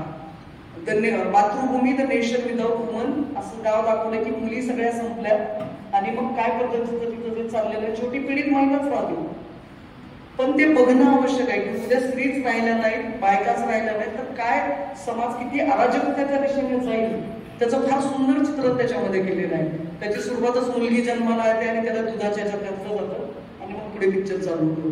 तर असे चांगले चित्रपट आम्ही बघितले पाहिजे. बरोबर मी नेटफ्लिक्सवर एक पिक्चर, त्याचं नाव आठवत नाही मला कालपासून, पण एका मुलीची लग्न झाल्यानंतरची गोष्ट, डॉक्टर मुलाबरोबर लग्न होतं आणि तिला सगळं घरातल्याच कामात दाखवायला सगळीकडे सो वेगळं आणि घरातल्याच कामामध्ये सगळं हे होतं. पाहिलं असेल कुणी, फार सुंदर चित्रपट आहे. हे चित्रपट आपल्याला समृद्ध करत असतात. आई म्हणून पण समृद्ध करत असतात, सासू म्हणून पण समृद्ध करत असतात आणि सून म्हणून पण समृद्ध करत असतात. म्हणून हे चांगले चित्रपट, चांगल्या गोष्टी, चांगल्या वेब सिरीज आपण बघितल्या पाहिजेत, आवडीची गाणी ऐकली पाहिजेत, कविता लिहिल्या पाहिजेत, कविता वाचल्या पाहिजेत, अशा छान कार्यक्रमाला गेलं पाहिजे. आणि मला वाटतं की स्वतःला अद्यावत करत राहणं या नवीन युगामध्ये. आपली मुलं, मी एका शाळेत मुलीच्या आत्महत्येच्या प्रकरणाच्या संदर्भात चौकशीला गेलेली नाही, तर तिथे मी चौकशीला गेल्यानंतर मी बघितलं की मुलं आई वडिलांना फक्त ते इंस्टाग्राम आणि फेसबुक आणि व्हॉट्सअप वापरतात एवढंच माहिती. एकाही पालकाला माहिती नव्हतं की आपलं पोरगं स्नॅपचॅटवर आहे. स्नॅपचॅट नावाचा ऍप असतं हेच माहिती नाही. मुलांना माहिती स्नॅपचॅट काय, त्या मुलींना माहिती नाही, हसतात त्या आम्हाला माहिती म्हणून. मुलांना माहिती, आपल्याला माहिती नाही. तिथं त्यांचे सगळे विषय चाललेले आहेत. आपण इकडे इंस्टाग्राम शोधत बसतोय, फेसबुक शोधत बसतोय, व्हॉट्सअप शोधत बसतोय. तर आपण पण थोडंसं अद्यावत, थोडीशी टेक्नॉलॉजी, बायकांनी तर टेक्नॉलॉजी शिकावी, मी या मुद्द्याची आलीच पाहिजे. आपण काय करतो, मला काही येत नाही बाई, आता माझं काय वेळ राहिलंय का, बघ तू हे मला करून दे, आणि आपला मोबाईल सगळे आपण परावलंबी आणि दुसरे वापरतात. तर हे आपलं पण परावलंबित्व आपण कमी करूया. मला वाटतं खूप सारं बोलतीये, बोलत गेले तर अजून खूप बोलत राहील, पण खूप मनातून आणि एक छान आत्मीय संवाद मला वाटतं की मला तुमच्याशी सगळ्यांशी साधता आला. संख्या जरी छोटी असली तरी एक आपली स्त्री आणि एक आपला बंधू लाख के बरोबर आहे असं मी समजून, मला असं वाटतं की एक छान माहोल आज या ठिकाणी तुम्हाला सगळ्यांना बघून खरं तर मनस्वीपणे बोलण्याचा आनंद मला या ठिकाणी मिळाला. मला या ठिकाणी बोलवलं, माझा सन्मान केला, त्यासाठी नयन मॅडमची मी खूप आभारी आहे. एका सुंदर कार्यक्रमाला बोललं आणि याही पुढे बोलवत जा कवितेच्या कार्यक्रमाला वगैरे. योगीराज माने सरांना असं म्हटलंय बघा, रागात बघतायत माझ्याकडे, कारण गेली 4-5 वर्ष आम्ही नुसतं भेटायचं म्हणतो, भेटत नाही, मी त्यांच्याकडे जात नाही, ते माझ्याकडे, परत त्यांची भेट घ्यावीच लागणार आहे मला, नाही तर त्यांचा राग अजून खूप हे होत राहील. एक आपल्या महाराष्ट्रातील एक चांगले कवी योगीराज माने सरांकडे आम्ही सगळे बघतो आणि त्यांचं स्नेह, प्रेम, म्हणजे आपण जेव्हा हेच मला योगीराज माने सर सांगायचं की बायका म्हणून आपण बोलत असतो, पण सोबत तुम्ही असतात की जरा बळ येतं ना अजून. तुम्ही बंधू म्हणून, मित्र म्हणून, भाऊ म्हणून, जे पण असेल ते तुम्ही लोक सोबत असले की जरा एक जगण्याला बळ येतं. पण तुम्ही सोबत राहा आमच्या, एवढी नम्र अपेक्षा व्यक्त करते. आणि पुन्हा एकदा बाईपण साजरं करूयात आणि बाईपणाचा अभिमान बाळगूयात या नम्र अपेक्षेचं या ठिकाणी नाव. तुमचं बोलणं संपूच नाही असं वाटत. समारोपाकडे येऊया. अध्यक्ष समारोप करतील.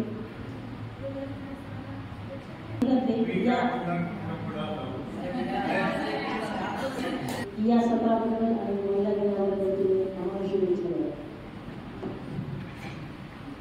सगळे तुम्ही बाईपण साजरे करण्याच्या मूडमध्ये आहात. आम्ही दडपून गेलो मगापासून. आम्ही संख्येने कमी आहेत फार सध्या. पण खूप छान बोलली तृप्ती सुद्धा. खरंच तुझं बोलणं ऐकावं असंच वाटत राहतं. आमच्या आई कुसुमताई बोलल्या आणि आई सुमतीताई इथं उपस्थित आहेत. शब्दांगीतच्या नयनताई, उषा भोसले आणि सर्व कवितेवर प्रेम करणारी माणसं, कविता जगणारी माणसं या सभागृहामध्ये आहेत. महिला दिन आपण काल साजरा केला. आता इतकं सुंदर भाष्य कवी आमची कवयित्री मैत्रीण तृप्ती अंधारेने इथे केलेलं आहे. खरं तर तुझ्या भाषणाचा धागा पुढं कसा द्यावा हा मला पडलेला प्रश्न आहे. पण तू सांगितलंस की नुसतेच माणसं असले तर वेडे होतील 4 महिन्यात वगैरे, नुसत्या स्त्रिया असल्या तरी ते वेडे होतील. हे एकमेकांना पूरक निसर्गाने केलेली व्यवस्था आहे. म म्हणजे मातृत्व, म म्हणजे ममता, म म्हणजे माया. आणि इथं उपस्थित असलेल्या आमच्या सर्व भगिनी या जिव्हाळ्यानं ओतप्रोत भरलेल्या आहेत. समानतेवर तुम्ही विश्वास ठेवता म्हणून आम्हाला बोलवले असं राजमाने म्हणाल्या. पण आम्ही समानता आमच्या अंगामध्ये नेमून घेतलेली आहे. आम्ही कवयित्री महिला ज्या आहेत, आमच्या भगिनी ज्या आहेत, त्यांच्याशिवाय कोणताही आम्ही कार्यक्रम घेत नाही. आणि आमचं जगणं अपूर्ण राहील महिलांच्या सहभागाशिवाय. पूर्वीचा इतिहास वेगळा होता. पूर्वी जाच केला जायचा महिलांवर, ते सहनही केलं जायचं. पण आता काळ बदललेला आहे. तृप्तीने सांगितलेल्या ज्या एक सूचना वजा आदेश आहेत आपल्याला की आपणही आपल्या लेकरं कशासोबत खेळतात, काय करतात हे सगळं पाहिलं पाहिजे. आणि मग त्याकरता आपलंही ज्ञान थोडं अद्ययावत केलं पाहिजे. कारण इंग्रजीमध्ये एक सुंदर वाक्य आहे की if you are not updated you will be outdated. त्यामुळं आपणही थोडस चूल मूल संसार वगैरे थोडं बाजूला ठेवून आमची लेकरं काय करतायत, आमच्या मुली काय करतायत, आमची मुलं काय करतायत, खरं तर आम्ही उभा आहोत. हे आमच्या माऊलींनी आमच्यावर संस्कार जे केले त्यामुळे उभा आहोत. बाप घर चालवण्याकरता कष्ट करत असेल, घाम गाळत असेल, पण आईचं अस्तित्व हे घराचं सौंदर्य वाढवतं, घरामध्ये संस्काराचे रुजवण करतं. आणि ते पिढ्यानपिढ्या करत आहे पूर्वीपासून. त्यामुळं म्हटलेले की आई माझा गुरु, आई कल्पतरू, सख्याचा साखरू आई माझी, प्रीतीचे माहेर मांगल्याचे सार, अमृताची धारा आई माझी. आणि ते वास्तवही आहे.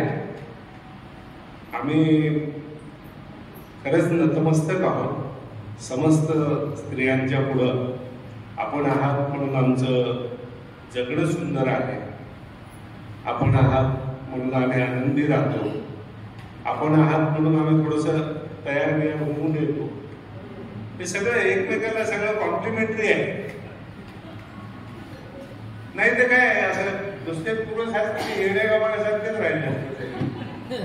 पण मला खूप छान वाटलं की अशा कार्यक्रमाला आमच्या सुलक्षणाने काल फोन केला आणि शब्दांकितचे सर्व सदस्य उपस्थित आहेत. महाराष्ट्रभर आपल्या कवितेचा कसा उमटवणारे अनेक कवी या सभागृहामध्ये आहेत. तृप्ती अंधारे या सुद्धा, ती माझ्यापेक्षा खूप लहान आहे म्हणून मी तिला बोलतोय की माझा 25 वर्षापासूनचा सहवास, मैत्री, ती जर या स्पर्धा परीक्षेमध्ये गेली नसती तर महाराष्ट्रातली एक अव्वल दर्जाची कवयित्री राहिली असती.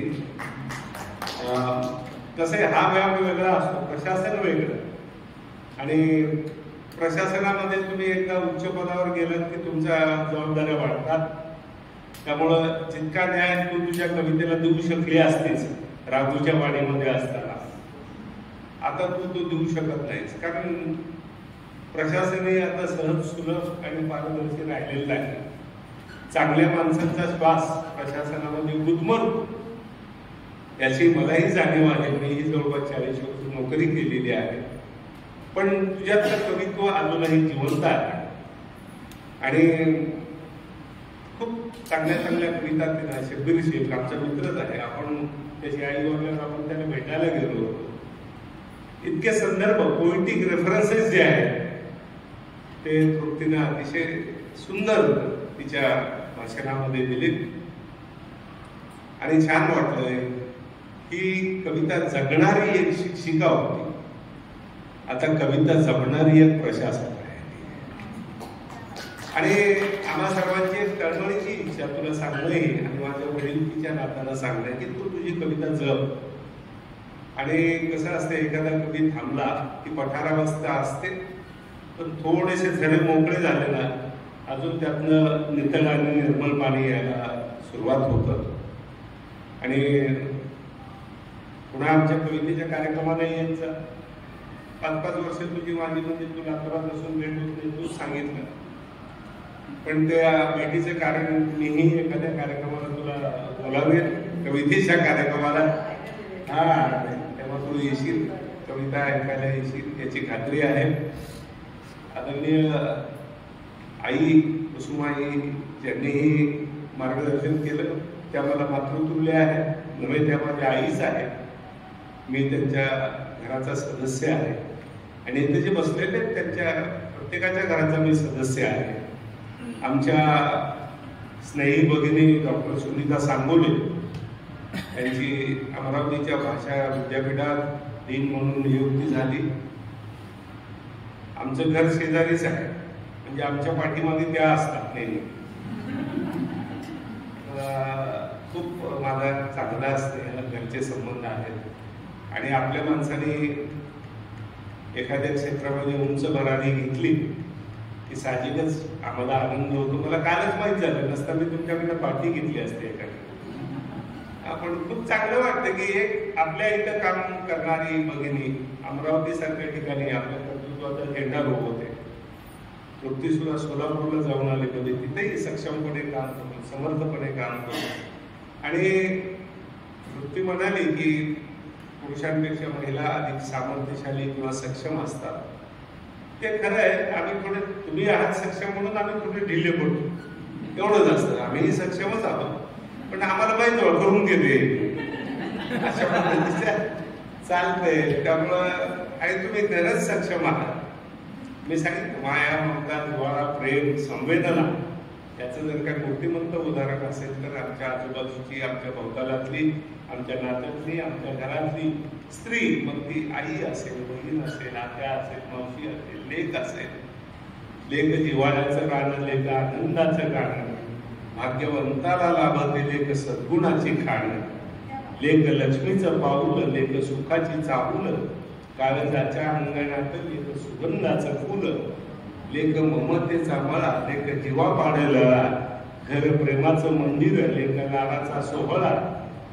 लेक घराचं संगीत, लेक पिढ्याचं संचित, माय बापाच्या जीवाला लेक गळ्याचं ताईत. लेक जिजाऊ सावित्री, लेक अहिल्या बहिणा, नेई आभाळाला कीर्ती, लेक घराचा दागिना. लेक मनाचं पैंजण, लेक दिवाळीचा सण, खऱ्या मायेचा ओलावा, लेक पुण्याईचं धन. लेक ज्ञानोबाची ओळी, लेक तुकोबाची गाथा, जेथे लेकीचा सन्मान तिथे टेकवूया माथा. जेथे लेकीचा सन्मान तिथे टेकवूया माथा. आज आम्हाला या ठिकाणी आमचा माथा टेकवण्याची संधी दिल्याबद्दल शब्दांनी या निमित्तानं प्रकृतीची भेट झाली, आईचं दर्शन झालं. सुमतीताई आणि आम्ही सुद्धा घराच्या जवळजवळच राहतो. सुपर्ण आमचा मित्र आहे. खूप छान वाटलं. आणि डॉक्टर सुनीता सांगोले यांच्या भविष्यकालीन वाटचालीस मी मनस्वी शुभेच्छा देतो आणि शब्दांकीच्या सर्व उपक्रमांना मनस्वी शुभेच्छा देतो. आणि नयनताईंना विनंती करतो की शब्दपंढरीच्या कार्यक्रमालाही पुन्हा पुन्हा येत चला तुम्ही. बऱ्याच वेळा असं होतं तुमचं रात्रीचं कॉलेज आहे त्यामुळं काही अडचणी असतात, पण सगळ्या महिला भगिनी आमच्या कार्यक्रमाला येतात आणि त्यामुळं 50-60 लोक गुरुजीच्या कार्यक्रमाला तसेही असतात. अगदी आहे, तू सांग, आपण करूया, आपण बोलवायला कोणीतरी वाट बघतं म्हणून चालणं सोपं होतं, कोणीतरी वाट बघतं म्हणून चालणं सोपं होतं, कोणीतरी ऐकून घेतं म्हणून बोलणं सोपं होतं, कोणीतरी मोठं होतं म्हणून शिकवणं सोपं होतं आणि कोणीतरी आठवण करतं म्हणून जगणं सोपं होतं. तुम्ही आठवण केली, आम्हाला बोलवलं, विराट मात्र रूपाचा आणि वात्सल्य मात्र रूपाचा आम्हाला दर्शन झालं. धन्यवाद. जय हिंद, जय भारत.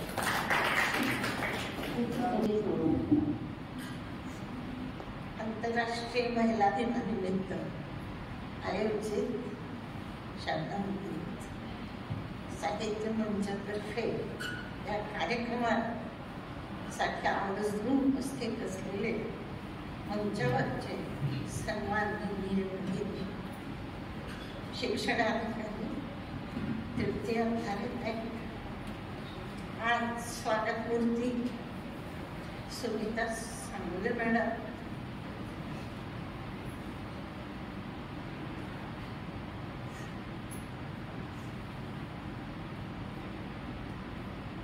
ह्या कार्यक्रमासाठी प्रमुख वक्ते म्हणून त्यांचे विचार तुम्ही ऐकले ना, अशा मोरे मॅडम, राजमाने एक कर्तव्यदक्ष आणि क्रियाशील असं व्यक्तिमत्व भोसले नाही, आणि आता ज्यांचे विचार तुम्ही ऐकले असे मागे माझ्यासमोर बसलेले बंधू आणि सर्व मातृशक्तीला नमन करून मी आपले विचार आपल्यासमोर मांडत नाही. खरं तर फार वेळ झालेला आहे, इतके सुंदर विचार तुम्ही ऐकलेले आहेत. मला असं वाटतं तृप्तीताईने जर काही शिल्लक ठेवलं तरीही एक म्हणजे अत्यावश्यक असं समारोपाचं काम जबाबदारी मला दिलेली आहे, म्हणून मी आपले विचार मांडते.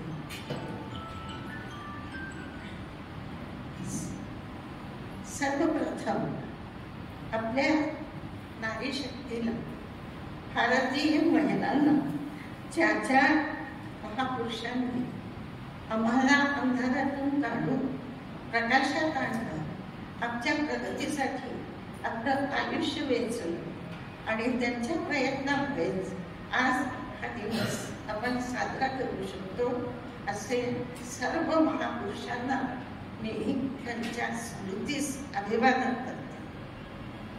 आपण महिला दिन म्हणल्याबरोबर पाश्चात्य देशांकडे जातो.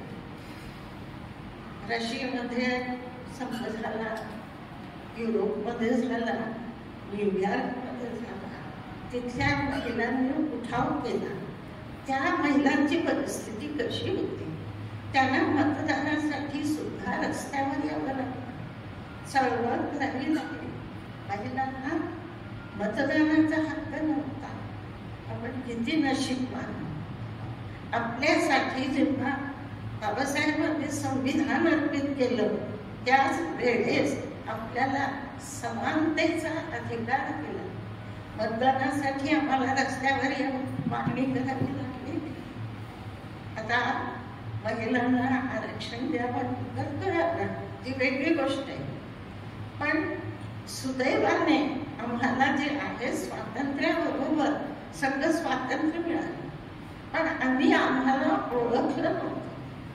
अनेक दिवसापासून दाबलेली महिला मी काही करू शकते असा आत्मविश्वास गमावून बसलेली होती. म्हणून 1975 मध्ये भारतामध्ये आम्ही आंतरराष्ट्रीय महिला वर्ष, महिला दिन सुरू केलं. पुन्हा असं वाटलं की एका दिवसाने काय होणार नाही. 1 वर्ष झालं, 1 वर्षाआधी काही फलित मिळाले ना, म्हणून दशक साजरा केला. 1975 ते 1985 महिला सबलीकरण वर्ष, सक्षमीकरण वर्ष म्हणून आम्ही दशक साजरा केला. हे सर्व साजरा करत असताना आज आम्ही पाहतो 21व्या शतकामध्ये स्त्रियांनी सर्व क्षेत्र पादाक्रांत केलेलं आहे. ती उत्तम डॉक्टर आहे, इंजिनियर आहे, उत्तम प्रशासक आहे, समाजसेविका आहे, पायलट आहे, इंजिनियर आहे. ती रेल्वे सुद्धा ड्रायव्हर म्हणून चालू शकते आणि सर्व क्षेत्रामध्ये अंतराळामध्ये देखील तिने गाजवलेलं आहे. तर सर्व क्षेत्रामध्ये तिने आपली क्षमता आणि आपली योग्यता हे सिद्ध केलेली आहे. पण एक प्रश्न मी तुम्हाला विचारू इच्छिते. हे सर्व झाल्यानंतर आज सगळ्या महिला सुरक्षित आहे. आज आमची कुटुंब व्यवस्था सामील आहे. आज विवाह संस्थेचं काय रूप आहे? किती प्रश्न आहेत आमच्यासमोर. आणि आज वर्तमानपत्र उघडल्यानंतर 2-4 तर बातम्या बलात्काराची, अत्याचाराची वाचायला मिळतातच. हे सगळं पाहून तुम्ही खिन्न होतो.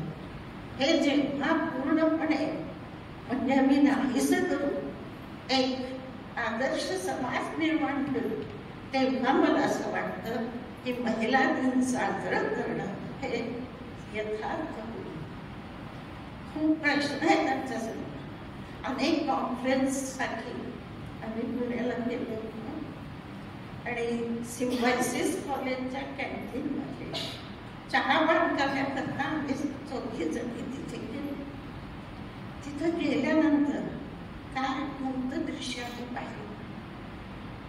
10-25 मुलं मुली गोल करून बसलेल्या, त्यांच्या हातामध्ये एक सिगारेट आहे आणि प्रत्येक एक मुलगा ओढतो, मुलीला ती ओढते, दुसऱ्या असं राऊंड चाललेलं होतं. अगदी तुम्हाला सांगते, आमच्या डोळ्यासमोर अंधारी आहे.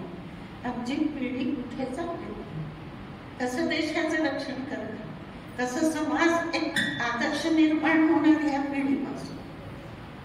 म्हणून आज महत्व आम्हाला काही सांगितल्याप्रमाणे आपली येणारी पिढी घडवण्याचा प्रश्न आहे आणि ते घडवण्याची संपूर्ण जबाबदारी आपल्यावर आहे. स्त्रीमुक्ती, स्त्री समानता काय? स्त्रीमुक्ती म्हणजे निर्णय प्रक्रियेमध्ये, ती निर्णय प्रक्रिया राष्ट्राची असो, प्रांताची असो, जिल्ह्याची असो, गल्लीची असो, कुटुंबाची असो, महिलेच्या म्हणजे त्याच्यामध्ये योगदान असलं पाहिजे. तिचं जे म्हणजे विचार आहेत ते विचाराधीन झाले पाहिजे. तिला व्यक्तिमत्व विकास करण्याची पूर्ण संधी मिळाली पाहिजे. स्त्री पुरुष समानता म्हणजे स्त्रियांचं पुरुषीकरण करणं नाही. आम्हाला पुरुषांशी कसल्याही प्रकारचं म्हणजे इथे तुलना करायची नाही, संघर्ष करायचा नाही. फक्त आपली प्रगती आम्हाला करायची. 2 टोक दिसतात, ग्रामीण महिला, शहरी महिला. म्हणून मी थोडक्यात सांगते सगळीकडे. पश्चिमी संस्कृतीने ढालून, अंधश्रद्धा में पालू, अपने स्वर की पहचान करो बना.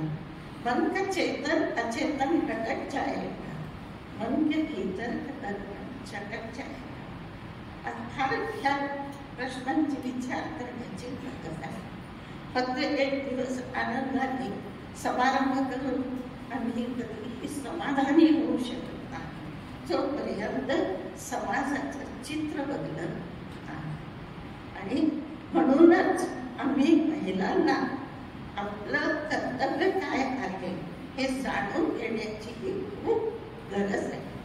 काही प्रबोधन आमचं जे कौटुंबिक सल्ला केंद्र आहे त्या केंद्रामध्ये जे आमच्याकडे हल्ली म्हणजे आता 40 वर्षापूर्वी खरंच महिला शोषित होती, हुंड्यासाठी तिचा छळ होत होता. पण आजचं चित्र बदललेलं आहे. अनेक अशा घटना येतात की पुरुष परेशान, लग्न होतं, 2 वर्षानंतर घटस्फोटाची मागणी होते मुलगी घटस्फोट द्यायला तयार होत नाही. 10 लाखाची 15 लाखाची मागणी करतो. तो गरीब पुरुष कुठून पैसे इतके देणार? म्हणजे आम्हाला जे कायदे मिळालेले आहेत आपल्या विकासासाठी त्याचा आम्ही दुरुपयोग करायला. तर आम्हाला हे विवाह संस्था मुलांना हे संस्कार द्यायचे की विवाह म्हणजे काय, गार्हस्थ्य म्हणजे काय ते त्यांना कळलेलं नाही.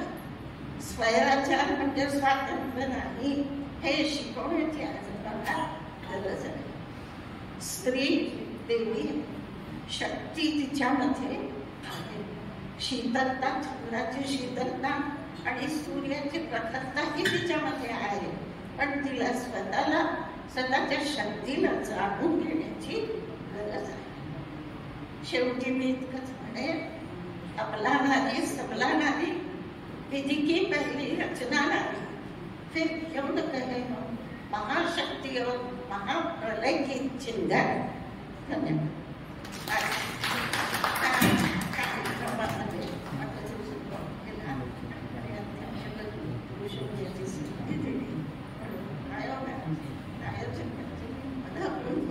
आभार मानते. धन्यवाद. शुभेच्छा. खरं तर माझी तब्येत आज ठीक नव्हती म्हणून मला घरी यायला परवानगी नव्हती. तरी पण आज महिला दिनाचा आणि एवढा ताईंचा, सगळ्या सुमतीताईंचा, कुसुमताईंचा कार्यक्रम चुकवायचा नाही म्हणून मी इथं आले. छोटीशी आजारी होते, एक छोटीशी गाठ झालेली होती डोक्यात आणि 3रा दिवस आहे आता ऑपरेशनचा. 2-3च टाके पडले, जास्त का बदलायचं काही नाही. पण मी विचार केला की आता रिपोर्ट काय येणार आहे त्याचा, त्याआधी हा कार्यक्रम करून घ्यायचा म्हणून मी आपल्या समोर उभी आहे. तर आजचा जागतिक महिला दिनानिमित्त जो सुसंवाद इथे आयोजित केला होता त्या कार्यक्रमाच्या अध्यक्षा माननीय सुमतीताई जगताप, नारी प्रबोधन मंचच्या अध्यक्षा, त्यांनी अतिशय सुंदर असं मार्गदर्शन केलेलं आहे. खरंच सगळ्यांनाच असं खूप छान वाटलंय त्यांचं ऐकून, कारण त्यांनी महिलांची जी उतरंड आहे, पाश्चात्य महिलांनी जे रस्त्यावर येऊन आंदोलन केलं तिथपासून ते आजची महिला, आज जी स्वैराचारापर्यंत आलेली महिला म्हणजे आपल्या मुली इथपर्यंतची पूर्ण उकल आपल्याला सांगितली आहे. त्यामुळे आपल्याला खूप असं आपल्यामध्ये एक आत्मभान निर्माण झालेला आहे. तर अशा ह्या कार्यक्रमाला अध्यक्ष लाभल्या, त्यांचे आमच्या मंचावर त्या आल्या म्हणून मी खूप खूप आभार मानते. आणि ताई आम्ही पण की मुलींसाठी म्हणजे लग्नासाठी हा जो लग्नाच्या ज्या मुली फसतात वगैरे त्यावर एक छोटासा कार्यक्रम घेत असतो की त्यामध्येही आम्हाला असे बरेच अनुभव येतात. त्यानंतरच्या आपल्या प्रमुख पाहुण्या, खरं तर इथे यानंतर एक कवी संमेलन आयोजित केलेलं आहे. पण तृप्तीताई अंधारे शिक्षणाधिकारी यांनी माने सरांनी त्यांची ओळख करून दिली की त्या कवयित्री आहेत आधीच्या. तर त्यांनी जवळजवळ इथं कवी संमेलनच सादर केलेलं आहे. आता कवी संमेलन जवळजवळ संपन्न झाल्यासारखं झालेलं आहे की बऱ्याचशा अशा तोडपाठ कविता त्यांनी